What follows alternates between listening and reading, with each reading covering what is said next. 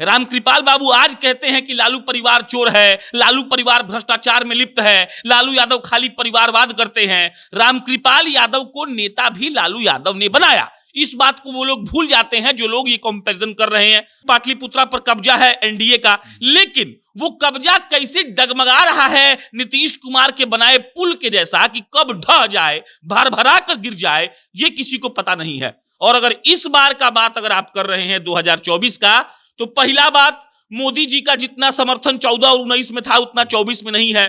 दूसरा बात, मोदी जी पर भी एंटी इनकम्बेंसी लागू होता है, जब किसी और पर होता है लागू तो मोदी जी पर भी लागू होता है। पाटलिपुत्रा का यादव रामकृपाल यादव को वोट नहीं देता है। अगर देता, समझिए इस बात को, सिंपली समझाते हैं, वहां 4 लाख यादव वोटर है, 3 लाख भूमियार है, 1.5 लाख ब्राह्मण है, कुछ राजपूत है, कुछ कायस्थ है, कुछ दलित लोग हैं। आप सिंपल लॉजिक समझिए। आप कह रहे हैं कि रामकृपाल यादव को यादव प्लस एनडीए का काडर वोट मिल रहा है। अगर उनको एनडीए का वोट मिल रहा है और एनडीए वोट मिल रहा है, इससे हम सहमत भी हैं, लेकिन अगर एनडीए का मिल रहा है और यादव भी मिल रहा है तो 39,000 से वो जीतेंगे। सिंपल लॉजिक है भाई, कि 6 का 6 विधान सीट में अगर आरजेडी का विधायक है, महागठबंधन का विधायक है, और आप कह रहे हैं कि आपका सांसद जीत जाएगा, तो कैसे होगा? तेजस्वी, अगर भाजपा वाले कहते हैं कि हमारा संगठन बहुत मजबूत है, हम बहुत मेहनत करते हैं, तो तेजस्वी पागल है क्या? असली नेता होता है जिसका साल दर साल जीत का मार्जिन बढ़ता है। असली नेता वो होता है जो सीधा क्लीन स्वीप कर देता है अगर दूसरी बार चुनाव लड़ने का मौका मिले तो। आप बताइए हमको कितना वोट से हारती हैं? 39,000, 40,000, मैक्सिमम 41 से 42,000, उससे ज्यादा वोट से तो नहीं हारी है मीसा भारती। क्योंकि पहली बात तो ये कि जितना मेहनत इस बार तेजस्वी यादव किए हैं, जितना जोर शोर से पूरा विपक्ष बात कर लीजिए मेहनत कर रहा है, इस बार मोदी जी के लिए कुछ सीट जो उनको लगता है कि एनडीए का ही सीट है, उसी की झोली में रहा है, वो उनको मिल जाएगा। हो सकता है कि रामकृपाल यादव 5,000 से जीत जाए। हम ही नहीं कह रहे हैं कि हम भविष्यवाणी करने वाले कौन होते हैं, लेकिन हम ये भी कह रहे हैं साथ साथ कि हो सकता है कि रामकृपाल यादव 5-10 हजार से हार भी जाए। नमस्कार, मेरा नाम प्रशांत राय है और आप जनता जंक्शन देख रहे हैं। ये वीडियो प्रायोजित है सनराइज मसाले के द्वारा। कहते हैं कि दिल का रास्ता पेट से होकर जाता है, और अगर बिहार के खाने की बात की जाए तो चाहे आप चंपारण का मटन बनाए, घुघनी बनाए या फिर लिट्टी चोखा, और अगर इसमें स्वाद ही नहीं है तो मजा नहीं आएगा। इसीलिए आईटीसी लेकर आया है सनराइज मसाले का एक ऐसा रेंज जो आपके खाने में पड़ते ही आपको बिहार का स्वाद दे देगा।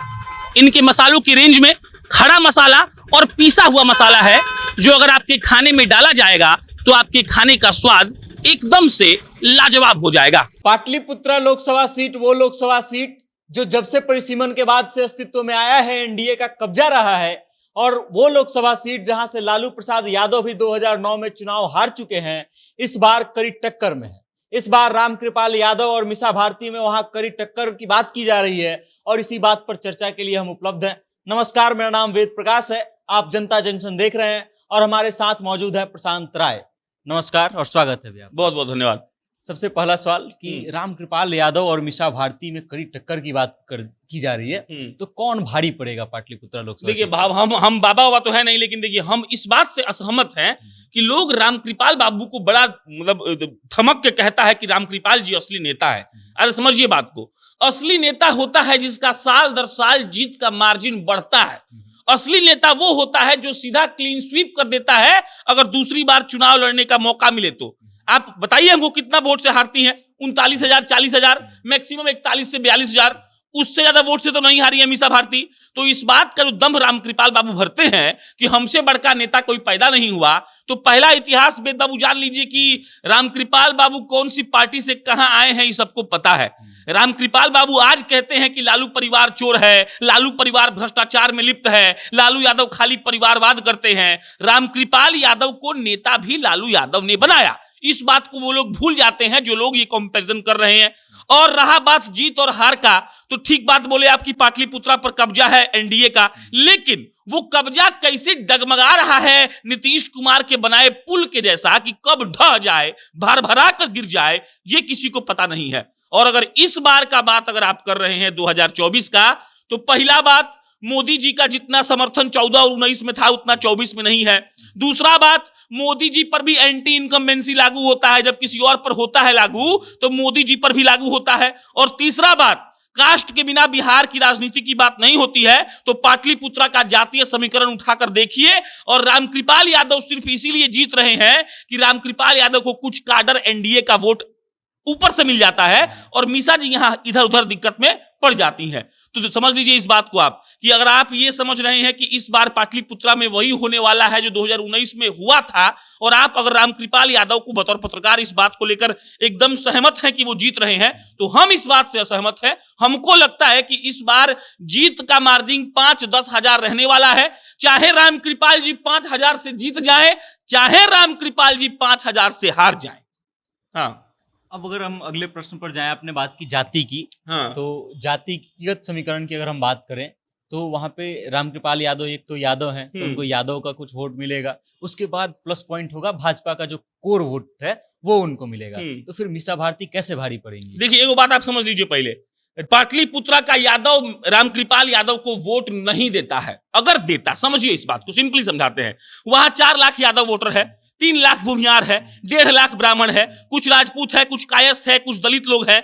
आप सिंपल लॉजिक समझिए। आप कह रहे हैं कि रामकृपाल यादव को यादव प्लस एनडीए का काडर वोट मिल रहा है।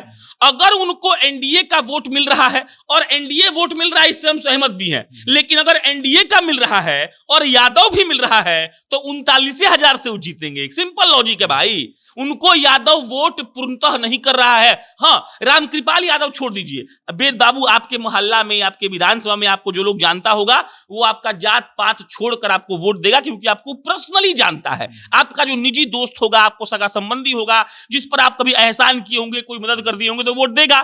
तो वही यादव रामकृपाल यादव के साथ है, जो यादव रामकृपाल यादव को निजी तौर पर जिनको लाभान्वित किया है उन्होंने, और जो निजी तौर पर उनको जानते हैं। अरे भाई, बहुत सिंपल बात है ना, कि अगर यादव भी वोट देगा रामकृपाल जी को, एनडीए का काडर वोट जो भूमिहार देगा, कायस्थ देगा, राजपूत देगा, ब्राह्मण देगा, तो कैसे 39,000 से जीत होगा?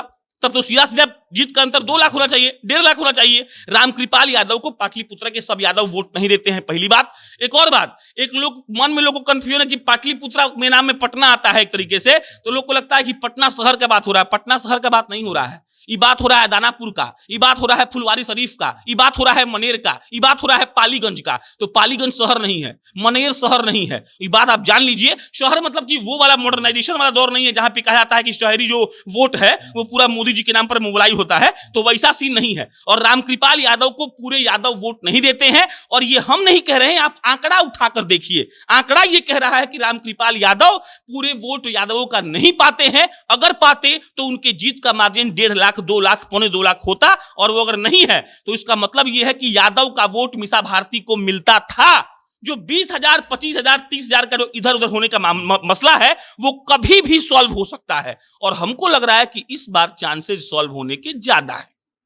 अगर हम पाटलिपुत्रा लोकसभा सीट की बात करते हैं तो 2008 में परिसीमन हुआ, 2009 में वो सीट अस्तित्व में आया, और तब से लगातार 3 टर्म एनडीए का कब्जा रहा है। क्या लगता है इस बार की लड़ाई आसान रहेगी मीसा भारती के लिए? इस बार आसान नहीं है। इस बार वेद जी इसीलिए आसान नहीं है क्योंकि पहली बात तो ये कि जितना मेहनत इस बार तेजस्वी यादव किए हैं, जितना जोर शोर से पूरा विपक्ष बात कर लीजिए मेहनत कर रहा है, इस बार मोदी जी के लिए कुछ सीट जो उनको लगता है कि एनडीए का ही सीट है, उसी के झोली में रहा है, वो उनको मिल जाएगा। हो सकता है कि रामकृपाल यादव 5,000 से जीत जाए। हम ही नहीं कह रहे हैं कि हम भविष्यवाणी करने वाले कौन होते हैं, लेकिन हम ये भी कह रहे हैं साथ साथ कि हो सकता है कि रामकृपाल यादव 5-10 हजार से हार भी जाए। तो लड़ाई इसलिए एक तरीके से आसान नहीं है क्योंकि पहली बात तो तेजस्वी यादव का मेहनत बहुत जोरदार है। दूसरा, जो आरजेडी का काडर वोट है वो इस बार भयंकर तरीके से गोलबंद हुआ है। एक बात कहा जाता है कहावत के तौर पर कि विधानसभा में वोटिंग करने का मुद्दा अलग होता है, लोकसभा में अलग होता है। विधानसभा में आरजेडी को वही लोग वोट देते हैं और वही आरजेडी के लोग लोकसभा में मोदी को देते हैं। ये बात सही है। हम छपरा में चुनाव कवर करने गए थे, वो चाचा आए और बोले कि हम भी मोदी जी के झांसा में आकर 14 और 19 में उनको वोट दिए थे, वो यादव थे। लो नहीं, वो जो राजनीतिक विश्लेषक आता है कहता है टीवी पर बैठकर पूरा टाई लगा करके यू नो व्हाट मतलब डिफरेंट मुद्दा अलग अलग यहाँ पे बात होता है। तो बात दरअसल ये है बॉस कि अगर इस बार वो यादव जो मोदी को 14 और 19 में चुना था वो इस बार मोबिलाइज नहीं होता है, वो अगर आरजेडी के पास सट कर रह गया तो खेल खत्म हो जाएगा। और इस बार अगर ऐसा होता है तो आप समझ जाइए कि रामकृपाल यादव का सीट मुश्किल में है।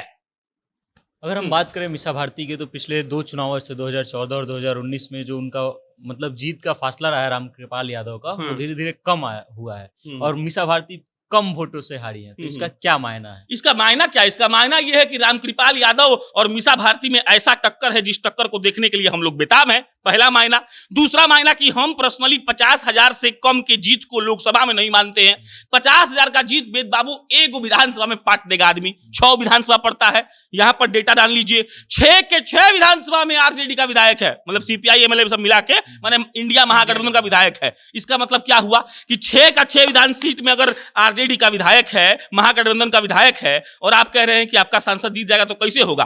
तेजस्वी, अगर भाजपा वाले कहते हैं कि हमारा संगठन बहुत मजबूत है, हम बहुत मेहनत करते हैं, तो तेजस्वी पागल है क्या? वो भी तो अपने सीटिंग विधायक को बोला होगा कि अगर वोट नहीं मिलेगा तो बता देंगे। वो भी तो बोला होगा कि 25 में विधानसभा चुनाव में अगर तुमको टिकट चाहिए तो तुम्हारे विधानसभा से मेरी बहन को वोट मिलना चाहिए और वो जीतनी चाहिए। बात समझिएगा। तो जीत का मार्जिन जो कम रहा है, इसका सीधा मायना यह है कि खेल कभी भी करवट ले सकता है। रामकृपाल जी को कभी भी हार का सामना करना पड़ सकता है, और हमको थोड़ा बहुत लग रहा है कि इस बार वो सामना हो सकता है कर ले। चलिए, इस वीडियो को लेकर के, इस विश्लेषण को लेकर के आप क्या सोचते हैं, आपकी क्या राय है? कमेंट के माध्यम से अपना विचार हम तक जरूर भेजिएगा और देखते रहिएगा जनता जंक्शन। बहुत बहुत धन्यवाद।